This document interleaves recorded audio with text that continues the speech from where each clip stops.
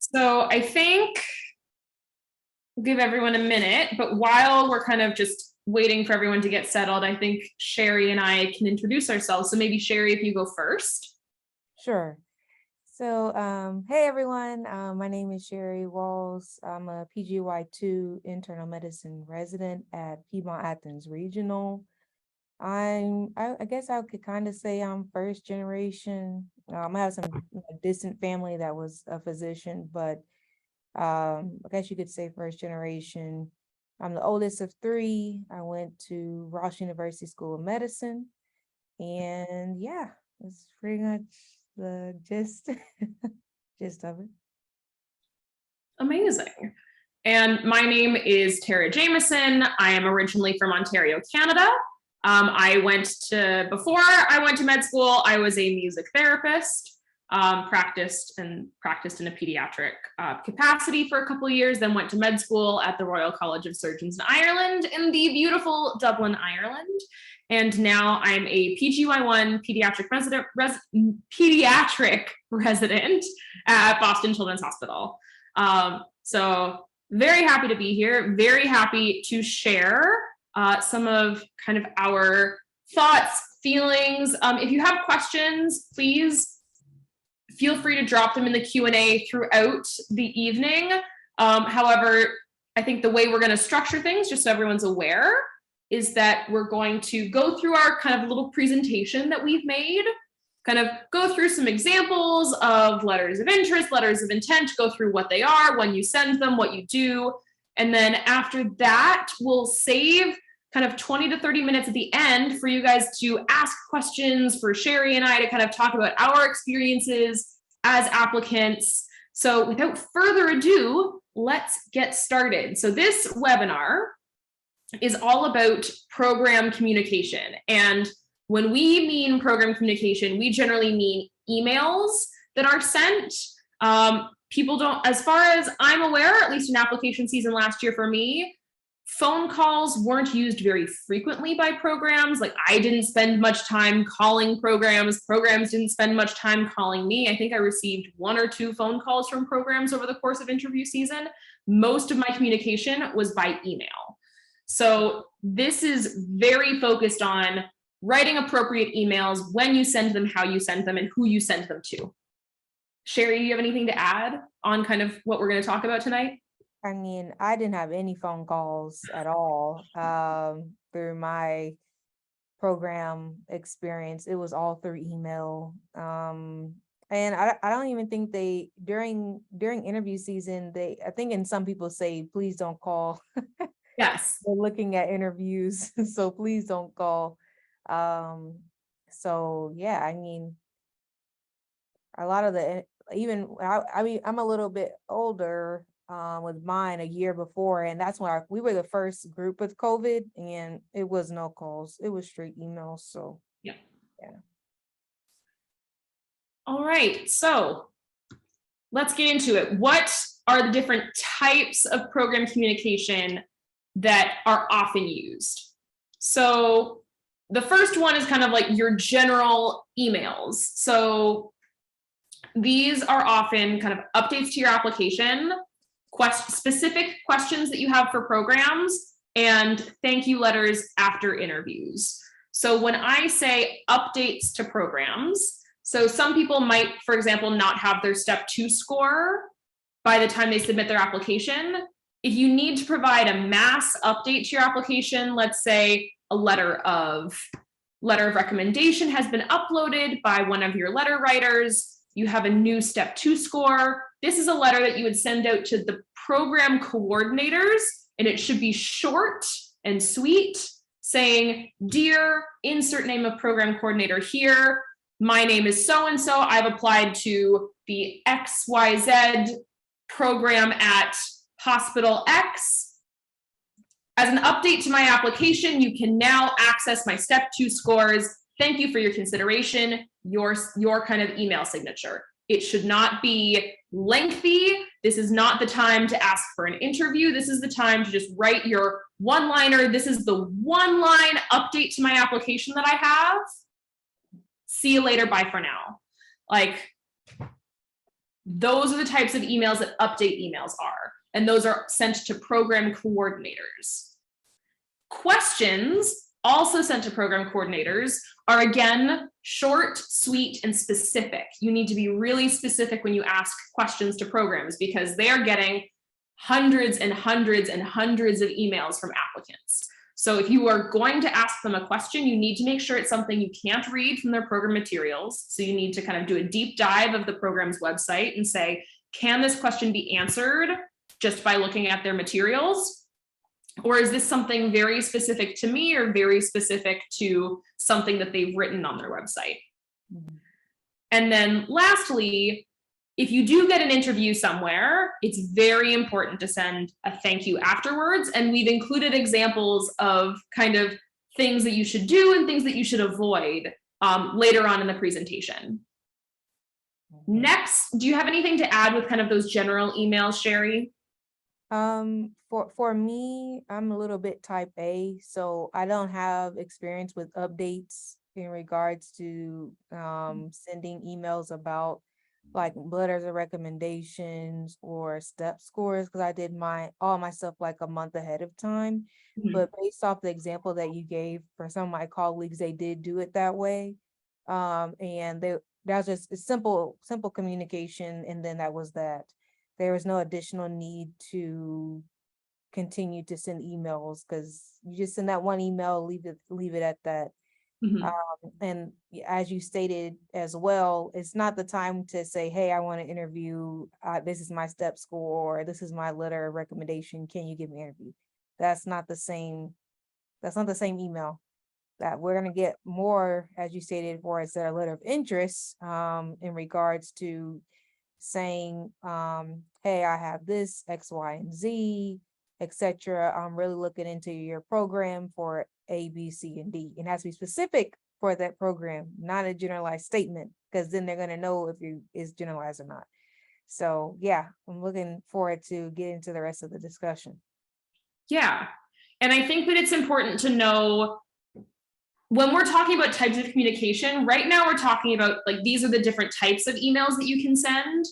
However, before you send any email, I think it's very important to read the program's website because some programs write very explicit instructions about please do not send us emails prior to X date, or we are reviewing all applications thoroughly.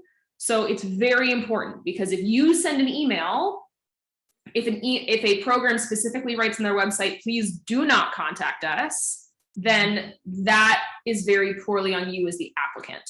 So please keep that in mind. Right. Yeah. So Sherry, do you want to kind of take on kind of what a letter of interest? I know I've kind of written it out here, but. Yes. So letter of interest, I was pretty specific on sending the programs that I wanted a letter of interest. I didn't send it to any and everybody. Mm-hmm. It was more specifically geared to programs I was actually interested in.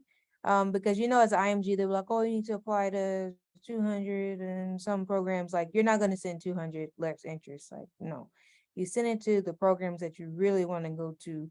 So I sent letter of interest, I believe, to like my top 10 if they didn't already give me an interview, because the letter of interest is more so some people sent it before ERAS opened, but by that time they don't really have any of your data or like your step scores, your letter of recommendations, your resume. They don't have any of that. So for me, I sent my letter of interest based off if the program I applied to was in my top choices, and I sent that letter of interest to that program.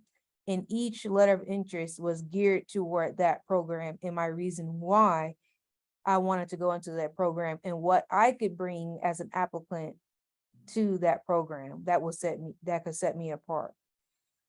So letter of interest is basically, this is going to be, I actually sent, so the letter of interest, I didn't really hear back from one of my top choices, was like University of Mississippi. And I sent a letter of interest like, hey, my name is Sherry Walls, I'm PGY4. Interested in internal medicine. These are these are my things. I was first passed on step 1, step 2. What are some of my unique interests? And then at the last part, I said about what brings me to their program and what I could bring to their program. And I sent that to University of Mississippi. The next day I got an interview. And then I also sent it to, I can't remember the other one. It's been a blur since then, but people actually really do get interviews based off the letter of interest. So you have to be very purposeful in what you type and what you write in those letter of interest, because it allows them to see you a little bit outside of your application. So basically what I'm trying to say is that, yes, it's a purpose-driven email sent to program coordinators that expresses your interest in securing an interview, but you also want to put in why you want to interview for that and what you can bring to the table. And those letter of interest did not go to all 200, 300 programs. It's your top choices. And if you want to do it based off interviews like I did, then that's fine. Or if you want to do it based off, these are your top 10 and this is where you want to go, then I would send it there. But how things worked for me during COVID was our application cycle opened late, like end of October. So like the next, like literally 1 or 2 days, people were already getting interviews. I had already gotten an interview. So the letter of interest was a little bit different for us because a majority of those places already sent you an interview or they sent out their batches of interviews. So yeah. Yeah. And we'll talk a little bit more about timelines of like when you send these kinds of emails on the next slide. And the only thing I would add about letters of interest is, again, you want to be exceptionally specific in these emails. And they are sent to program coordinators. So even if they like list a program director email on the website, I would still just send it to the program coordinator and address it to everybody. That's at least my take on that. I don't know if Sherry, if you have a different opinion. No, I completely agree. Like you want to be specific. You don't want to send like copy and paste your letter of interest, to the top 10 or top 5 programs that you're looking at. You want it to be specifically for that program. And so that means that you have to do a thorough research of that program and why. Like, okay, your program gives this, but hey, I also have family here. I've grown up here. I was born at this hospital. I, spent majority of my time in this period, et cetera, et cetera. Because a lot of people, especially like in Georgia, they love Georgia residents. Doesn't mean that if you don't live in Georgia, that you won't stay, that you can't get the opportunity to interview. But a lot of like specific states and specific programs love people from that area. So use location as a good weighing or family ties to that area. It's also good. So then that leaves us finally with a letter of intent. Now, letters of intent, I think, are kind of the most tricky of the three, because in my opinion and my experience, 1, you do not have to send a letter of intent, but 2, it is 1 email. Some people send 2 and say that you're like ranking them very highly. In my opinion, just to be like super, super safe, if you're going to send one, send 1 email to the program director and the program coordinator of a program where you have interviewed, stating your intent to rank them first. And like big, do not pass go, do not collect $200. If you tell a program that you are ranking them first and you do not do so, that is a match violation. Big no. So if you are going to send a letter of intent, send it to the program director and the program coordinator and tell them that you intend to rank them first. I've included the actual letter of intent that I wrote for my program last year at the very end of this presentation. So we'll get into like the ins and outs of like why I wrote things certain ways, but that's very important. Do you have anything to add, Sherry? For me, my letter of intent was to my top 3 programs. And it was very specific for that program. And my wording towards them was, I did not say number 1, but I said I'm highly ranking you, or I said I plan to rank, something along those lines. I didn't necessarily say my top, you are my number 1, but I was very specific in the order that I said it.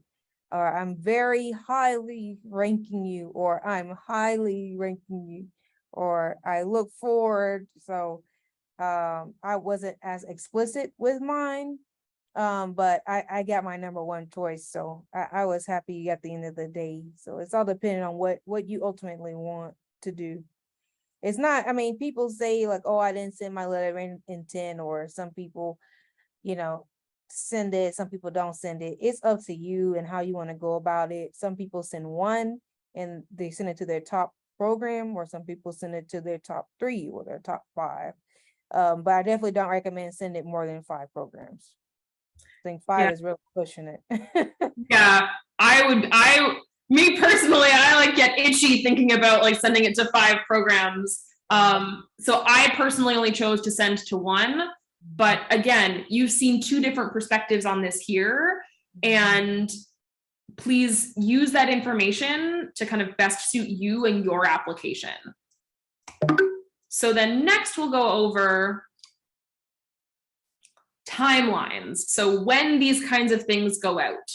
So early on in interview season, if you have updates or specific questions for programs, this is the time to start sending them. And I would consider this kind of an early time to send letters of interest. You need to give the programs time to actually read your application. So like, if I am of the opinion that like don't send them before ERAS goes out. ERAS is already open. I'm of the opinion you wait at least a week, probably 2 weeks, to allow the programs to actually fully read the applications, get a chance to get a sense of people, and then send a letter of interest if you're going to send one early. Then we get in kind of mid-interview season. We're in the heat of things. You're starting to get kind of your interviews going. You're starting to interview. You're getting into the groove of things. If you have any you continue to send updates on your application. If you have them, send questions, especially ones that come up after your interview.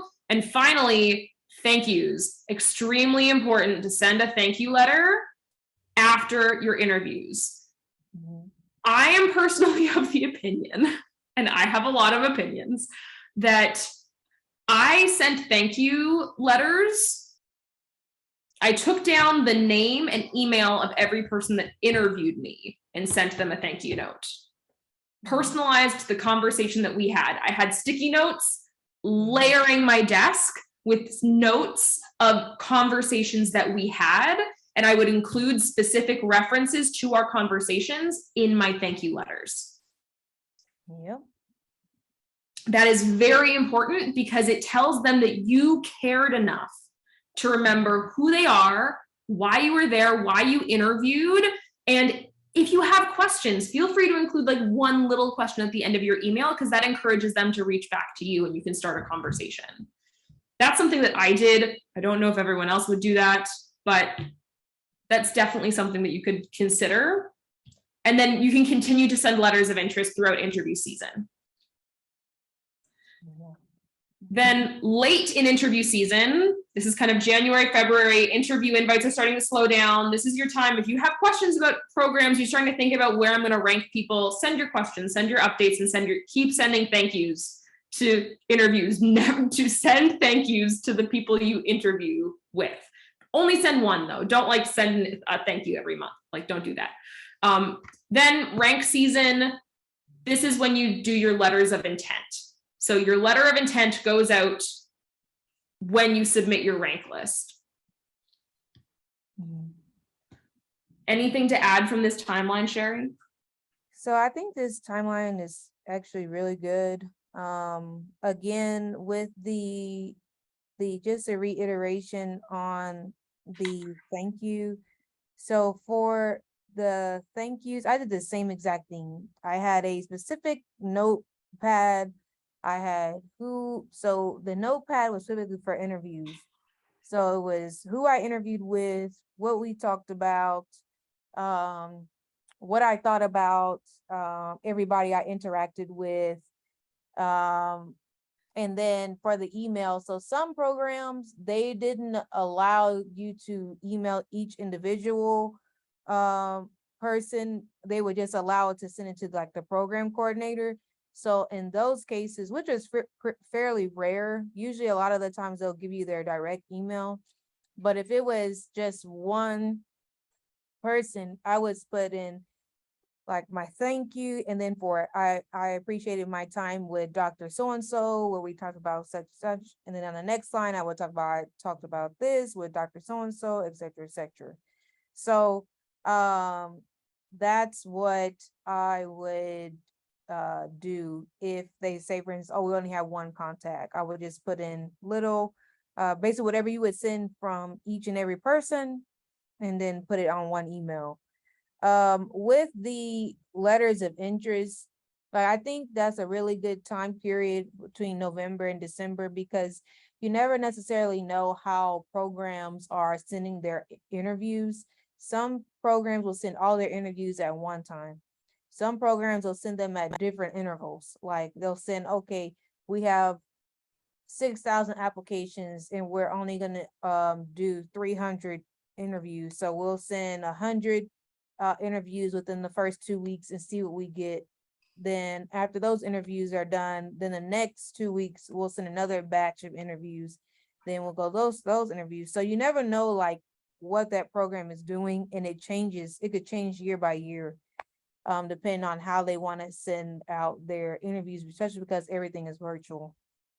So, but other than that, it's pretty good.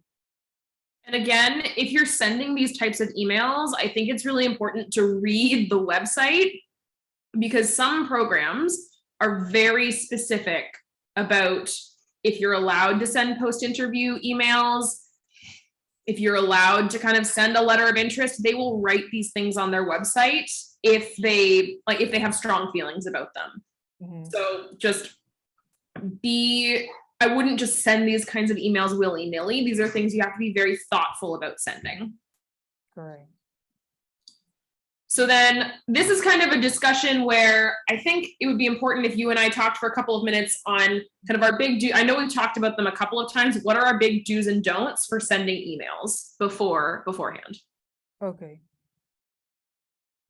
Sorry, I'm getting a call from a patient. You can go ahead. Let me just step and get this. Yeah, you can like mute yourself, take yourself off, and I'll talk about some do's and don'ts. Go ahead. Sorry. All right, so do keep your emails concise and specific. Those are two very important things. This is not the time to be super long-winded. I have a tendency to be super long-winded, so this is something that I had to really work on. Don't have typos in your emails. Please spell check them, grammar check them, use Grammarly, Google spell check, Word spell check. Do like a thorough read through of your emails. Say, do personalize any of these emails that you're sending, and don't send like generic, oh, thank you, I really enjoyed interviewing at your program, like without being specific as to what the hospital is.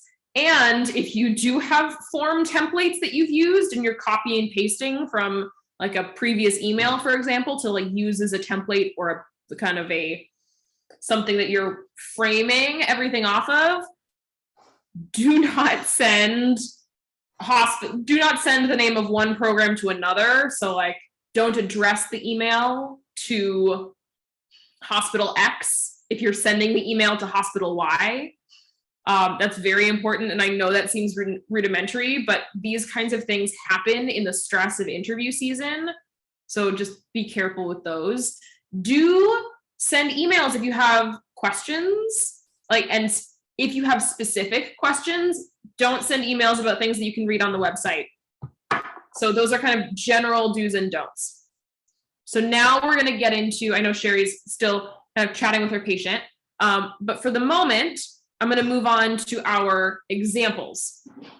So these are examples that we've written, and please type in the chat box. So please, this is letter of interest number 1. It says, hey, program director, I'm really interested in your program. I think I like the city you're in, and I want to interview. Pretty please? Question mark. Thanks, TJ. This is an example of a really bad letter of interest. Like, it's not specific, doesn't say kind of anything about what I'm doing. I've included a little emoticon at the end and shortened my name. Don't send this email. What you should send instead is, this is a little bit long, but something along the lines of this, where, dear Mr. and Mrs. Program Coordinator, Dr. Program Director, and Pediatric Residency Team, this is me, I was applying in peds. I hope this email finds you well. You're having a successful application and interview season. My name is Tara Jameson, and I'm writing to you today to express my sincere interest in the pediatric residency program at Children's Hospital A, for example. And then in the next paragraph, just a couple of sentences, I explain why I'm interested in the program, what I think I bring to the table, and what I want to get out of this email communication. So I kind of ended my emails with a line similar to, I appreciate that this is a busy time of year, and I thank you for taking the time to read my application and this email. I think it's very important to be courteous and gracious throughout this whole process. And I understand that your program receives many applications every year and that not every applicant can be considered. If any interview slots remain open, I would love to be considered. Yours sincerely, myself. So this is taken from bits and pieces of different letters of interest that I wrote last year. And it kind of emphasizes different things that I was looking for as an applicant and how I wanted to address them through my letters of interest. And these were always very specific. I know this looks very general, but I also didn't want to sometimes share exactly what I sent. So Sherry, do you have anything to add about this? So sorry, guys. I'm not on call, but my one of the interns couldn't remember who was the senior on call, so I was trying to help them with a critical patient. Yeah. So gotta do what you gotta do. I'm sorry. You gotta do what you gotta do. Yeah, gotta make sure the patients are safe. Yes. So with I think beforehand you were talking about the do's and don'ts of letters of interest. I just kind of emails and communication to programs in general. Okay.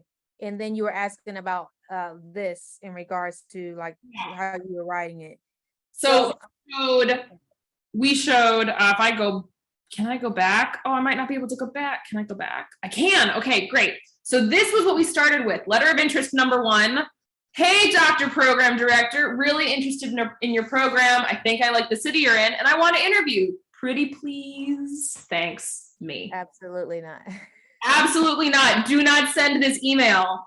Instead, this is a bit more appropriate to send. Now, I will say it's a little bit long-winded. I have a tendency to be long-winded, but mine was long-winded just like that, honestly. Because I wanted to make sure that they saw myself as a person really trying to get into the program. I didn't want to necessarily be too short with my letter of interest because I also wanted to show them that, hey, I really looked into this program and I really want to be a part of your program. Yeah. So I think this is perfect. This is actually very similar to mine, actually. the Yeah. exact same setup. Yeah, this is basically the type of email that I would send to the programs, except I would write the actual name of the program and the people's names in there. I just didn't want to share like the actual email for letters of interest that I sent a couple of them, because they were very specific, and they I think would be helpful if they were quite that specific. So next is a thank you. Dear Bob, thanks. Have a good day. TJ, coming at you with the emoticons again. You know? No, absolutely not. I mean, it's not professional. You're saying their first name. You're not saying exactly what you're thankful for, and you're giving them an emoji. Like, you're not on that level. You gotta work up yourself. And even with some attendings that don't send emojis, like if we have a personal relationship, yes, but even with that, no, absolutely not. So no. This is kind of one way that you can view a thank you email. It's short, but to the point, kind of touches on some things that we talked about. Mm-hmm. I think that this is an okay thank you email. Mm-hmm. I think that it covers all of the important things that you need to cover. Mm-hmm. But maybe isn't as specific as necessarily I would appreciate. Exactly. So then I'm going to show you thank you email number 3, which was an actual thank you email that I sent the program director who emailed me. It was very specific in the sense that I wrote, I hope you weren't swimming in your office for the remainder of your day. And that's because his office flooded during our interview. So, I mean, amazing interview. I will never forget it. But it, one, covers something very specific about our day that we can both kind of remember and look back and laugh on. 2, I get to ask follow-up questions that were very specific to the conversation that we had during our interview. So kind of these two thank yous, this one's not quite specific enough, and this one is highly specific based on the situation that I was in. So you need to find a format that's going to work best for you to kind of write these kinds of emails. Sherry, do you have anything to add? I know these two are, one of them is a little too generic and one of them is almost too highly specific to be a good example, but. Right. Exactly. So I was actually going to say for the thank you too, like that part was good, but I would have been more specific about who I talked to, what we talked about. So I think this is very good as far as like a thank you letter 3, if you want to. But for me, I sent everybody that interviewed me, I sent a thank you letter. I did not care because they spent their time and they thought my application was good enough to be interviewed. So I think this is very good. Let's see. Yeah, and some of them, if I didn't have a question, I didn't ask a question, but I was very specific on what we talked about, what I enjoyed about the interview if I didn't have a question. But otherwise, then this is pretty good for thank you. Yeah.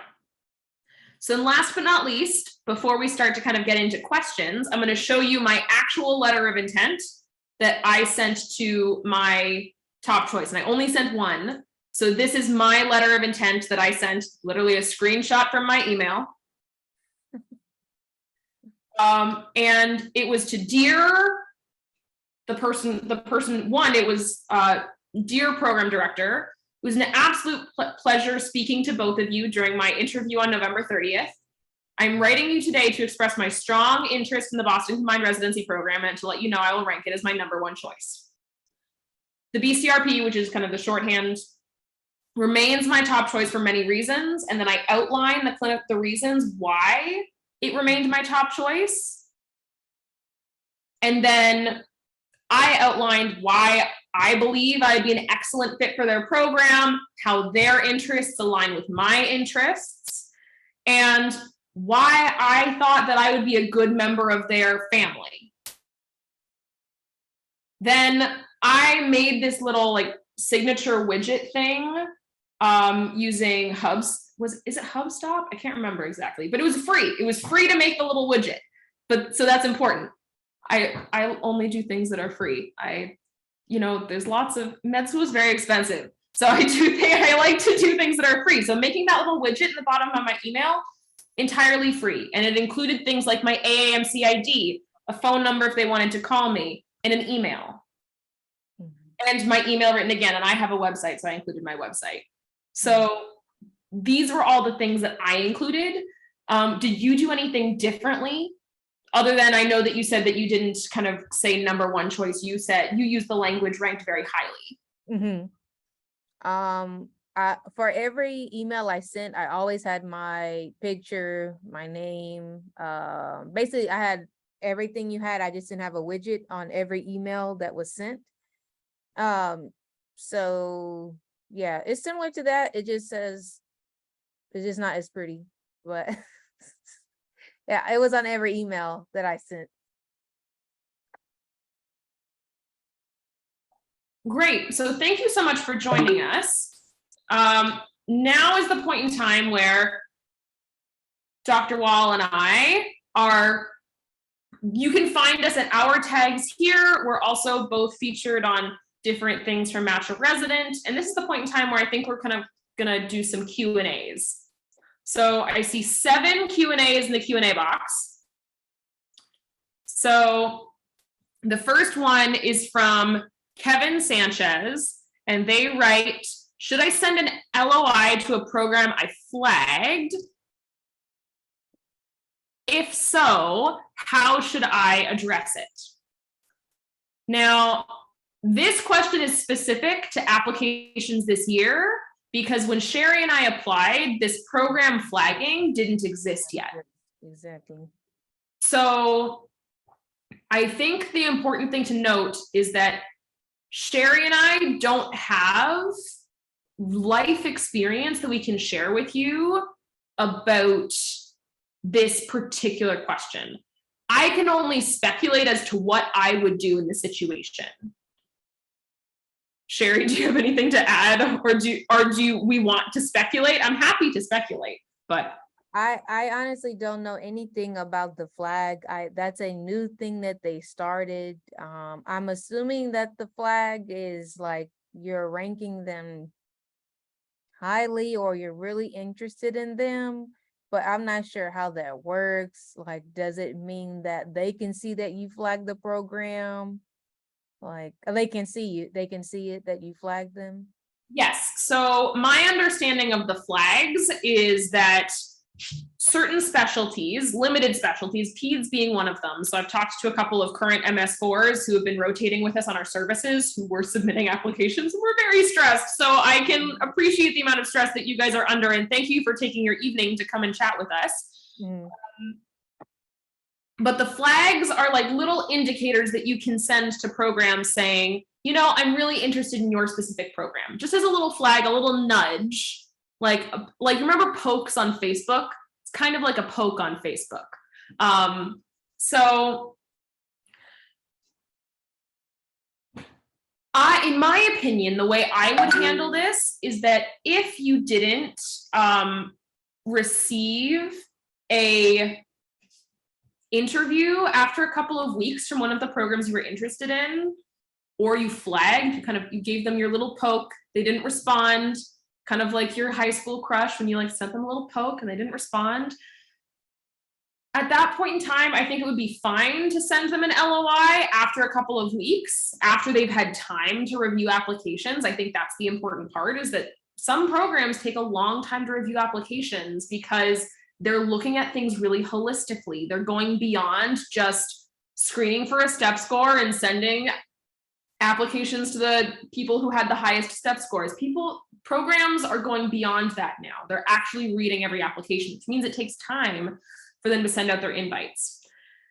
So if after a couple of weeks, a program hasn't sent you an interview, you could address it by saying, Dear program so-and-so, I'm very interested as I showed my interest by flagging your program during the ERAS application, and then including your very specific letter of interest with why you're interested in their program. That's how I would address it. Sherry, would you do anything differently? So I would agree with that.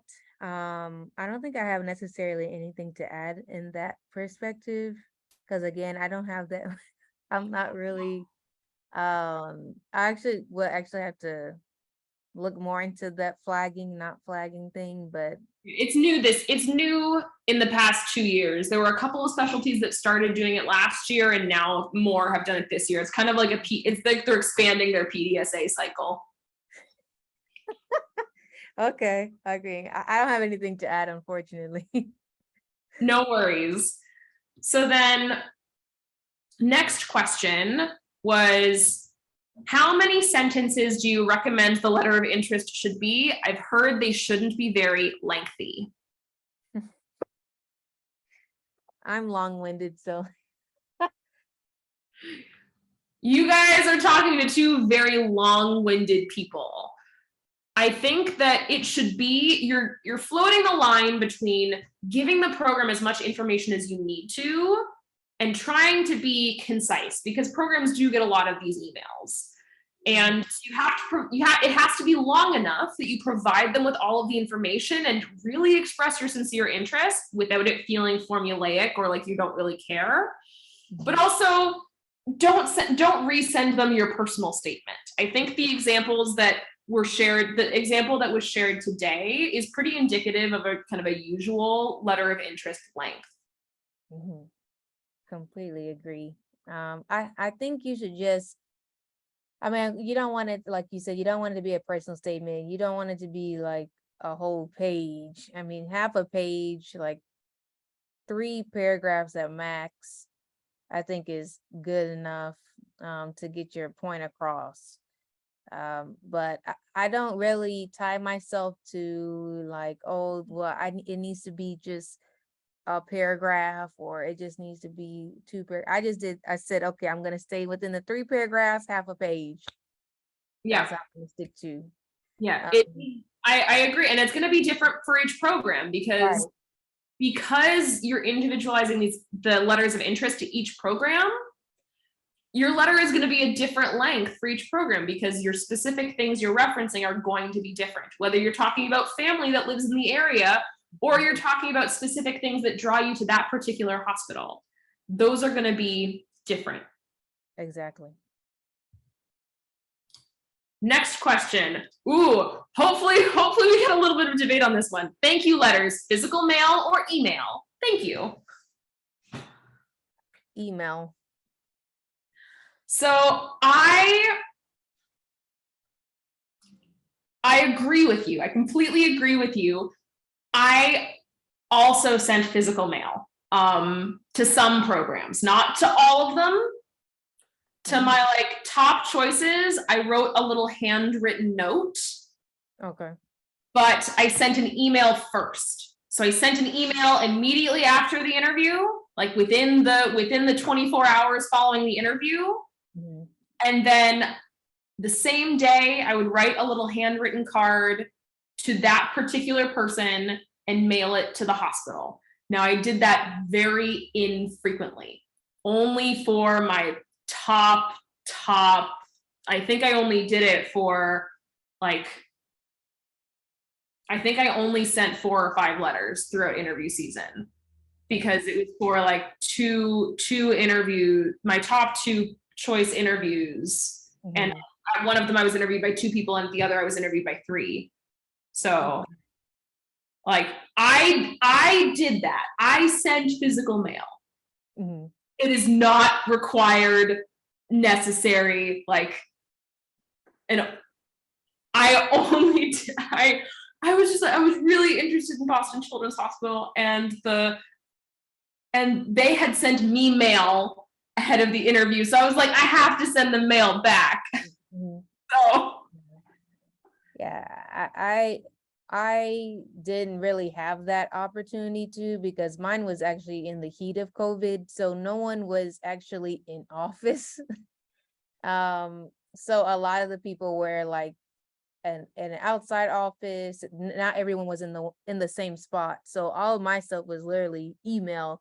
Like even the stuff that we got from like interviewing, I got super late just because of everything that was going on with COVID. Like I had interviewed with University of Mississippi, maybe end of November, early December, and I didn't get it till like February.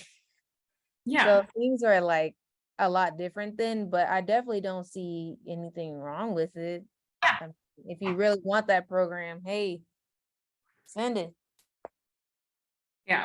That was something I did, but like, you don't have to be like me. I'm a little extra, a little type A, like, don't worry about it. Okay.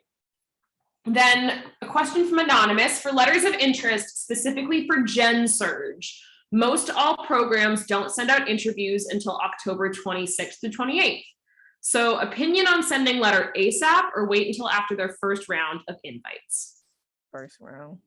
Yeah, I agree because they've specifically set that deadline of when they're going to send out their first round of interviews because that's like they need that time to review applications. They've given themselves 4 weeks to review applications. So if you send an email beforehand, they may not have gotten to your application yet. Give them a second. Let them breathe.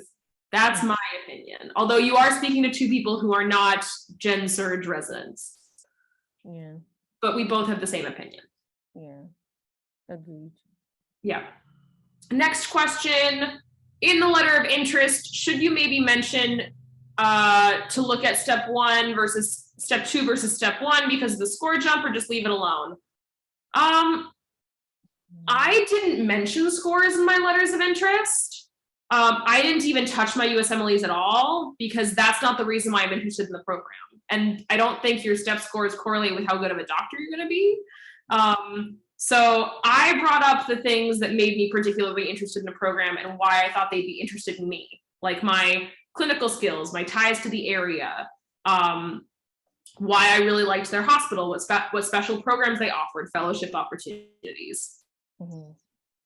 Do you have opinions on step scores and letters of interest? For my letters of interest, I didn't put the score. I just put I passed first, like first pass. And that was literally maybe like 2 or 3 words, and the rest was like, oh, I have family ties to the area. I've been in this area and I really like the population, what I like about the program. It was like very minute. And the thing is they already see your scores. So I don't think it's like necessary to be like, I did this on step 1 and then step 2. They can see that. The main thing a letter of interest is like, hey, I really, really like your program, despite whatever step score or GPA or whatever. Yeah. I mean, if you want to, go ahead, or if you want to just say first pass, then fine. If you don't want to, you just want to focus on why you want the program. It's whichever way, but they can see your scores. They don't necessarily need to be told that again. Yeah, I didn't really want to waste space in my letter giving them information they already had. Exactly. So they already have your step scores. You don't need to send them to them again. So Lauren asks, how long after an interview would you send a thank you email? I did mine within 24 hours. Same. I think the longest I waited was 48 hours. And that was because the interview was on a Friday. And it was until like 2 a.m. Irish time. Just because of the time change. Yeah, I think I did 48 hours for one because there was a time change. But other than that, it was literally 9 times out of 10 the night of the interview, I would send the thank you letter. Yeah, so I would say 24 to 48 hours max. And 48 hours is even pushing it a little bit. But if it's a weekend, like, I understand. So then Shanice asks, letter of interest template 2. Do you address all of the people at once, or do you like address the PC or the PD? When I wrote my letter of interest, I would usually write, dear program coordinator's name, dear program director's name, and application committee, just so that I encompassed all of them. Because the program coordinator is who I'm sending the email to, because I'm not emailing the program director. I'm not emailing anyone specific. I'm emailing the program coordinator. So they are listed first because they are the one that's actually reading this first. Then I'm addressing the program director because they're the face of the program. And then I'm also addressing the application committee themselves, because you're acknowledging that it takes a whole team of people to build these residencies and these interviews. Exactly. I agree 100%. Anonymous asks, what was the widget from? Oh, that's my little widget at the bottom of my email. I made it on HubSpot. It's just the email signature widget. Another question about the widget, HubSpot.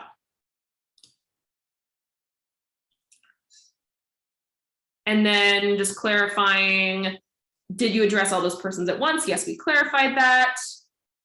Flag, like supplemental app, yes. Sorry, someone's clarifying the flagging thing. So yes, that was from the supplemental applications. In the supplemental applications, you could send like little flags or little pushes that you were interested in particular programs. Okay. So then Catherine asks, if a program sends an email saying that they will send interviews at the end of October, should I send the letter of interest before? So I think we've already addressed this. If they say that they're going to send their interviews by a certain date and not like, don't email them before that date. Like, I know my program has language on their website that's very specific, saying we send out all of our interviews by, they say we send out all of our interviews by this date. Please do not email us about your application unless it's with updates before this date. Mm-hmm. They have very specific language about that written on their website. So you need to be careful not to kind of violate their trust in that way, because they are trusting that you're giving them time to review your application. Yeah, and the thing is, you don't even know if they gave you an interview already and you're sending another thing. So it kind of feels like you're being very pushy, trying to rush their process when they already know what they're doing. So again, letter of interest is after people send out invites, not before. Yes.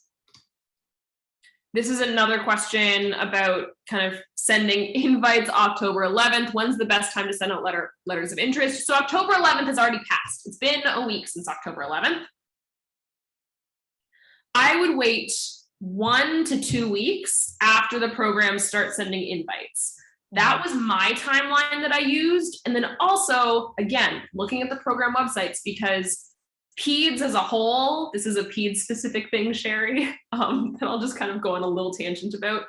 PEDS as a whole decided we would like to kind of all uniformly try and come together to send interviews by October 11th and like have applicants kind of adhere to certain rules and standards, but they're not actually rules and standards. They were just recommendations outlined by the Association of Pediatric Program Directors, APPD. And one of them was that programs, in order to help expedite, would try to send out their invites by October 11th. Now, some programs were like, yeah, we can do that. Other programs were like, wait, we do a full holistic review. That's not enough time for us. So do not, I would say now that week has passed, you could potentially start sending out letters of interest, but I would wait at least 1 to 2 weeks. Agreed. That's kind of PEDS specific.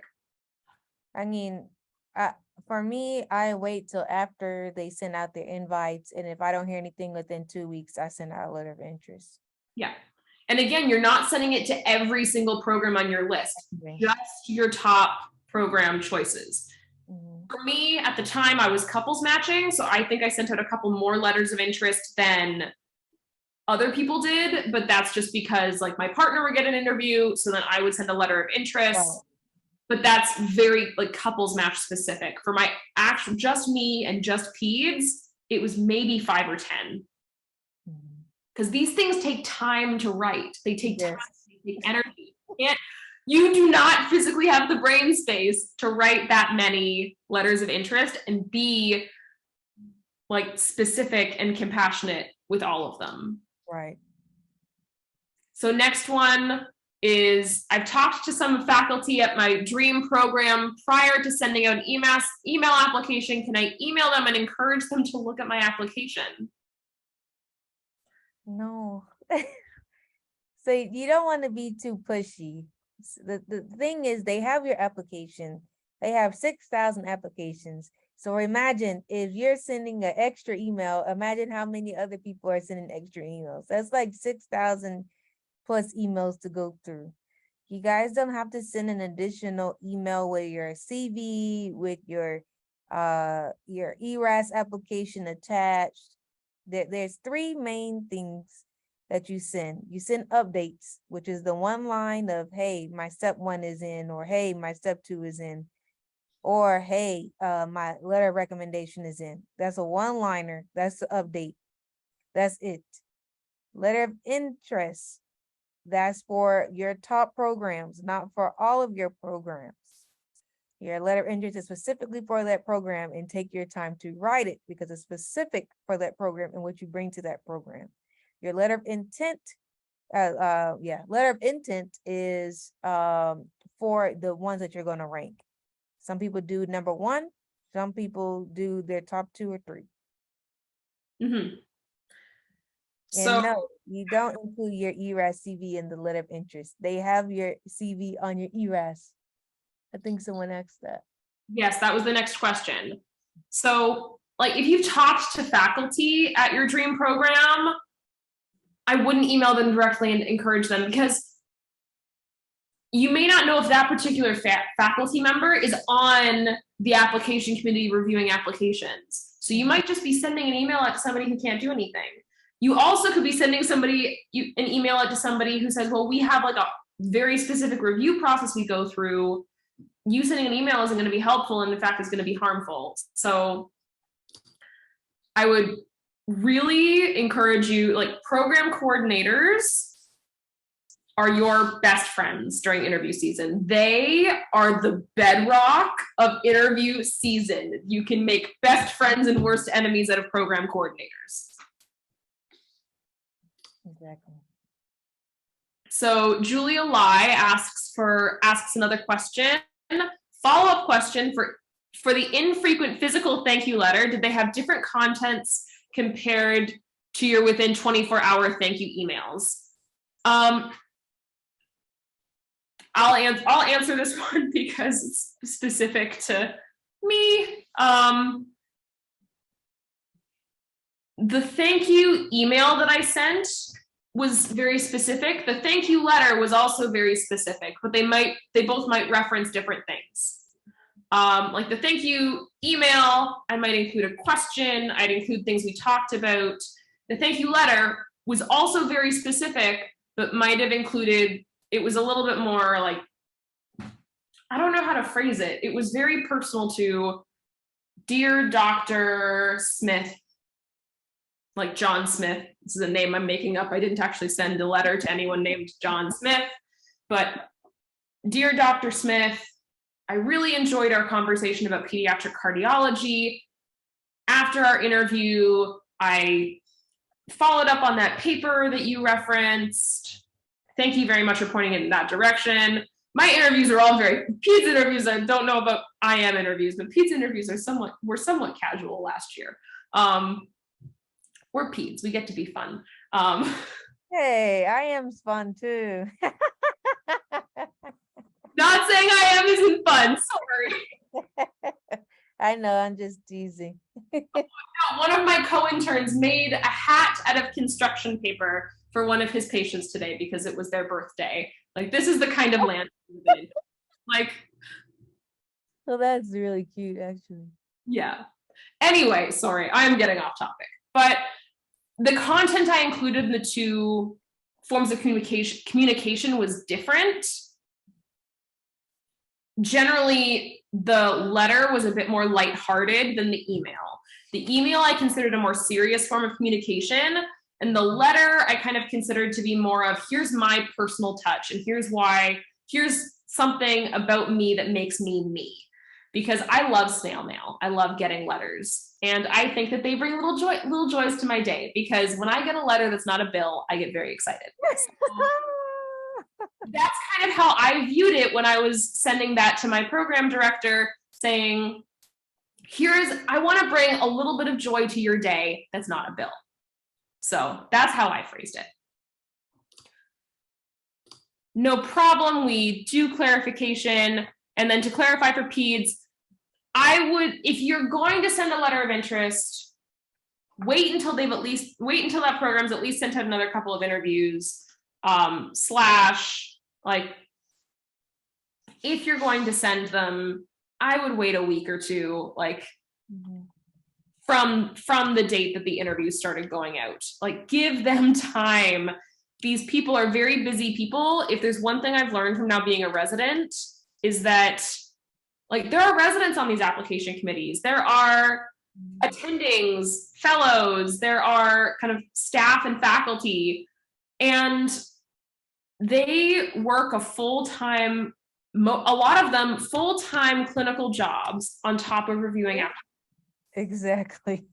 So you have to be very cognizant that their time is stretched so thin. And if what you're sending them isn't entirely necessary, they may not have the bandwidth to really give you the support that you may be looking for. And then you may fall to the wayside, and you then become kind of a mental task for them to complete. So I think it's important to give them time. Agreed. Then someone asks, is the thank you letter in the mail a thank you card you wrote in? Guys, please don't be sent, like, don't get hung up on sending things in the mail. It was something that I did, and that's just because that's something that makes me me. I got, like, blank cards from a local shop in Dublin where I was living, that had, like, a cute little animal on the front. So that's what I did, because it was me. And I only sent a couple of them. Like, yeah, those are all of our questions that we've got, and we're just hitting the 1 hour mark, so we're hitting time. So Sherry, do you have any final thoughts that you want to add? I think we're done answering questions. We're going to sign off, but. Yes. I just say be very cautious of what the programs want in regards to reaching out to them, whether that is by phone or email. Usually a lot of times they will specify on their website. Again, there's 3 types of letters, which Dr. Tara has basically done very well in regards to when to send it, how to send it, and she even gave you templates on it. But please, please, please, if they have said specifically that they do not want any additional messaging, emails, if they already have a CV and it's a prior ERAS, don't send it again. If they already have your step course, don't send it again unless it's an update that wasn't available before. So just take a few breaths, give them a little bit of time. All these programs, they have all these people 9 times out of 10 are still in clinicals.